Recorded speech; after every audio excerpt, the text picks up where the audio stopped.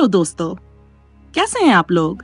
आज मैं एक दिलचस्प मौजू के बारे में बात करने जा रही हूँ। पाम संडे और मसीह की यरूशलेम में दाखिला। हम सब ने सुना है कि ये शहाना दाखिला था, लेकिन क्या वाकई ऐसा था? आइए इसकी हकीकत पर नजर डालते हैं। पाम संडे हर साल बहुत बड़े जोश और खरोश के साथ मनाया जाता है। लोग फूलों के पत्ते उठाते हैं और होशियाना की सदा लगाते हैं। लेकिन क्या हम वाकई जानते हैं कि ये किसका जश्न है? क्या ये वाकई फतह की अलामत है? जब हम मसीह के यरूशलेम में दाखिल होने की बात करते हैं तो हमें याद रखना चाहिए कि ये एक खास मौका था। वो एक सादा सी गिद्धी पर सवार होकर शहर में दाखिल हुए। अगर हम इसको शहाना दाखिला समझें तो क्या हम ये भूल रहे हैं कि ये कैसे हुआ? ख्याल करें, एक बादशाह जो कि सोना और चांदी की कारवां के साथ आए, और कौन जानता है शायद वो जंगी घोड़े पर सवार हो।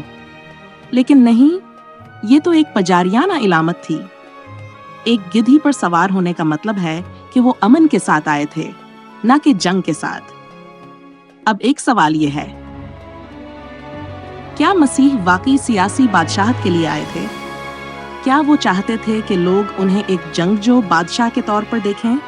मेरे ख्याल में ये एक बड़ी गलत फहमी है। मसीह का पैगाम तो अमन, मोहब्बत और मुफाहिमत का था।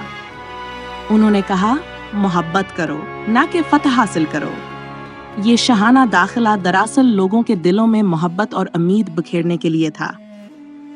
यकीनन वो लोग जो उस वक़्त यरूशलेम में मौजूद थे, मुमकिन है कि उन्हें गलत फहमी हुई हो।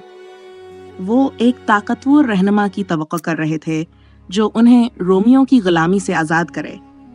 लेकिन असल में मसीह ने तो हमें एक मुख्तलिफ तरह का आज़ाद होने का पैगाम दिया। आज़ादी इस बात में है कि हम अपने दिलों में मोहब्बत रखें और दूसरों के साथ मिलजुल कर रहें। तो दोस्तों, जब हम पाम संडे को मनाते हैं तो क्या हम सिर्फ इस झरमट में खड़े रहते हैं कि ये शहाना दाखिला है, या हम इसके असल पैगाम को समझने की कोशिश करते हैं?